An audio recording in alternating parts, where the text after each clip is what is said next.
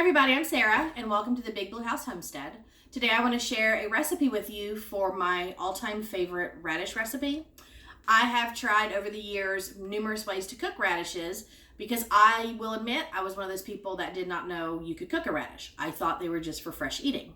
I would slice them and put them in salads, I would use them as snacks, put them on veggie trays, things of that nature, but I never knew that you could really cook a radish. I mean, they're obviously a vegetable, you can cook them. What I didn't know, though, was the different ways that you could cook them. And so in my ventures of learning that in the past few years, I have had this recipe put together and love it. It is my all-time favorite radish recipe. My kids get excited when I tell them I'm cooking those honey radishes again. They freak out. It is the best thing. So I want to share it with you guys because with all of the gardening that I do, I grow patches of radishes all over to try to keep implementing more growth and getting more harvest. But a lot of people don't realize also that it only takes 21 days and you can start to pick radishes. So it's a very simple vegetable to grow and it's very easy, low maintenance, just a little bit of thinning and water. That's all they need. I do want to tell you first though, I store my radishes in a bowl.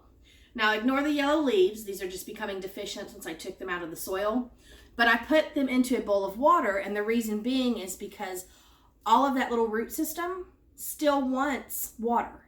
If you don't take your radishes out the ground and immediately clean them and cut the tops, store them this way until you get enough to be able to do something with.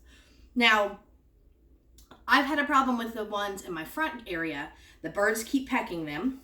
I have a lot that have little spots showing up where the birds will peck. So I decided I was going to pick some of these smaller. I do have larger ones as well. I've already cleaned those. I'm getting ready to clean these, but I wanted to share. Store them in a bowl of water. I mean, that's what they need. You can store all of your root veggies this way.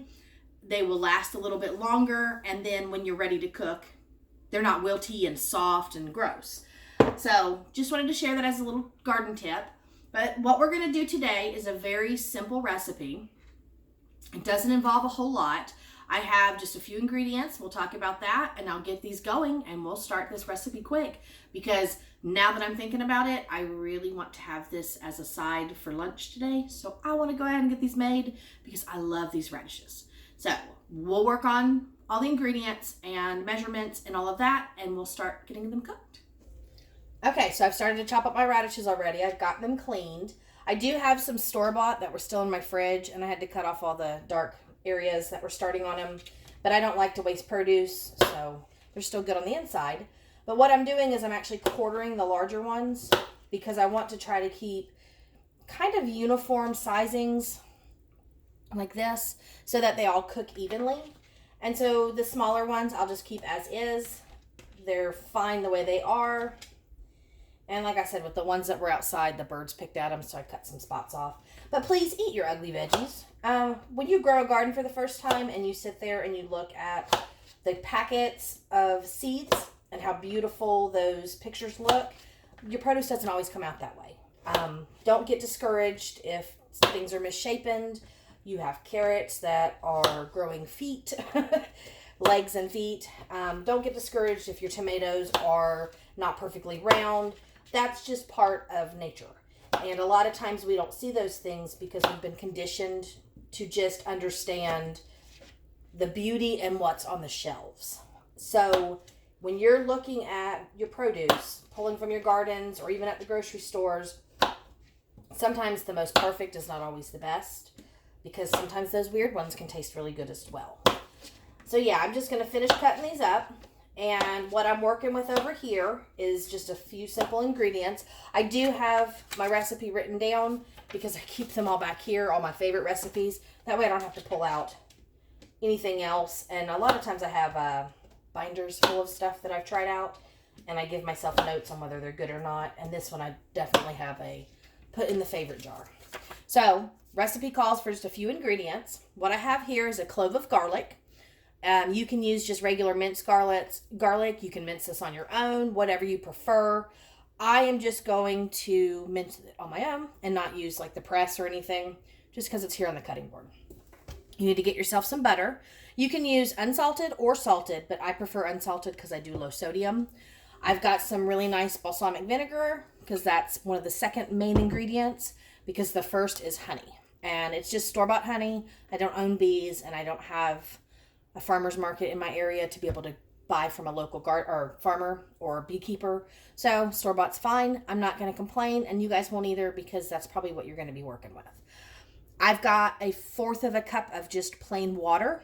I like to keep water at room temperature when I go to put it in my pans. That way it heats up quicker and my produce can start to cook faster. So lukewarm or hot water would be great. I've got some salt. I'm using my violet sea salt for now. I want to try to use up some of this for color in here as well.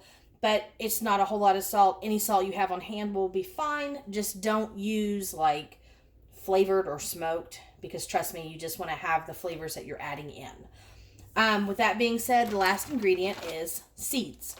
I use sunflower seeds in mine because these are salted and roasted. I couldn't find unsalted at the time.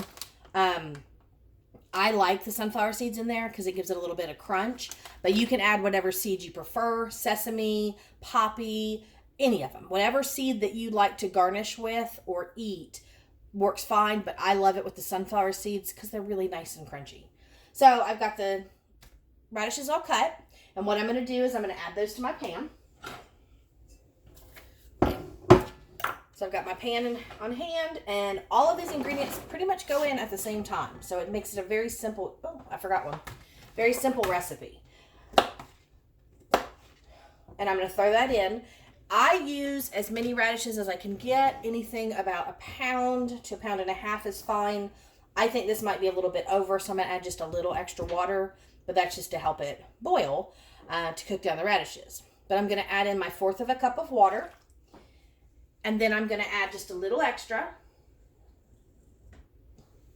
probably just a tablespoon's more, just in case. It will boil out eventually anyway. And now I'm going to go ahead and mince my garlic and get that put in. Okay, so I'm adding my garlic in now. Like I said, I just minced it myself. You can use the jars. I have those in my fridge as well. You can make your own, whatever you want to do. Just add 1 clove's worth of garlic, or maybe half a tablespoon's worth would probably be good. Next, I need to go ahead and add my balsamic vinegar, and that is only 1 tablespoon's worth, because you don't want too strong of a vinegar flavor in this.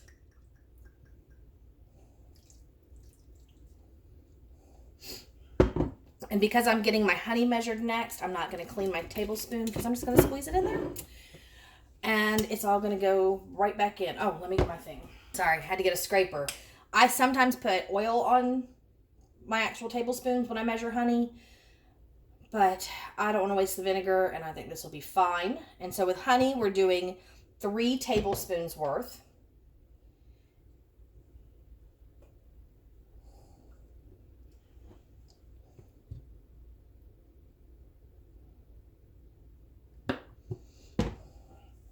I wish I had bees, though. I will admit that. I wish I had bees. I'd like to get those put in. We've talked about it, and it's something that we might do here in the future. I'm only my 3rd year into living on my property, and so I'm trying to just utilize and move as small as I can, because the expense is crazy. When you're trying to do homesteading and gardening and all of that stuff, yeah, it can get very, very expensive. I'm going to leave this in here so that I don't waste the honey on it as well, and I'll use that to stir. All right, then the next thing is I need to add in 3 tablespoons of butter.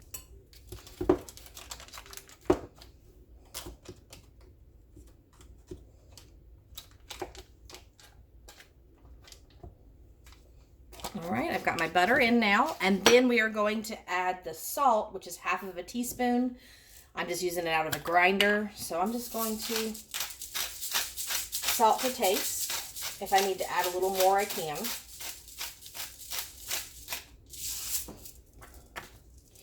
All right, and now we're going to put this on the stove, and we're going to keep it on a cooler temperature, probably about a 4, just until everything melts, and then we'll start to get it to boil up some. Okay, it looks like everything's starting to come together really well. So I'm going to go ahead and turn my pan up to about a 6, which would be, about a little over medium. Every stove's different, so you kind of got to play around with that. Go ahead and start to stir this sauce together. That way I don't have spots that are stuck with just all the vinegar and all the honey and things of that nature.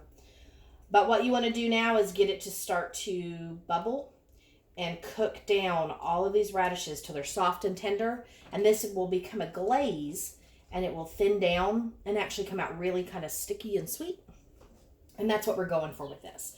So I'm going to go ahead and just keep an eye on it. It takes about 10 to 15 minutes, and then they are cooked and ready to go. Okay, you're wanting it to start to boil and bubble like this because you're going to cook them till they're tender. Now, I don't stir it very often. I've already got all of my vinegars and honey and stuff together.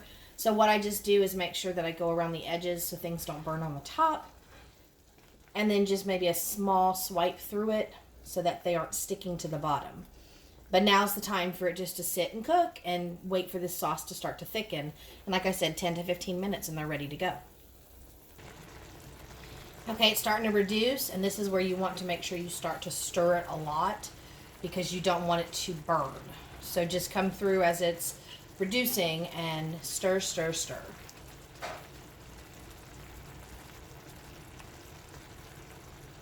I try to make sure I keep all of the radishes down into the sauce because they're going to absorb the flavor. So after I stir, I just push them all back down in it. Okay, let's check on the radishes and see if they're done. I just use a fork and press it in, and they're quite soft, but not where I want them to be. I want them to be very, very tender. So what I'm going to do is just continue to cook these for maybe another minute or two. You can see how much the sauce is now reduced and see how it's thickened. You look for that whenever you're making a really good sauce like this because it will coat and cover all of the produce, even if it's a meat or whatever. You want to be able to run your spatulas through and see your pans. So we're going to go ahead and continue these just for another minute.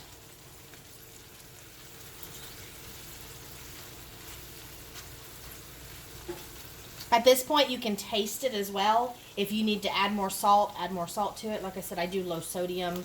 A lot of people just put a salt shaker on their table, and that works just as well. But you can add more salt to it if you want. Be careful, it has honey, so it's going to be hot. Make sure it's very, very cool. Now, it's almost done, and like I said, I'm only going to have it go for maybe another minute. And what I'm going to do in the meantime is I'm going to add my sunflower seeds. I like to add about 3 tablespoons, so that's about 1.5. So I'm going to do 2 handfuls like this. And I'm going to go ahead and stir those in. That way my nuts can get, my seeds can get coated as well and start to absorb some of the flavor too. Alright, I think my glaze is completely done at this point, and my radishes look like they're very nice and tender. You want them to take on a different tone and color, and they'll darken up. Their skins will stay the shade that they're supposed to be, but you really want the glaze to get all into the whites. I'm going to turn my burner off, and I don't want to leave this on my pan because I want to wash my pan immediately.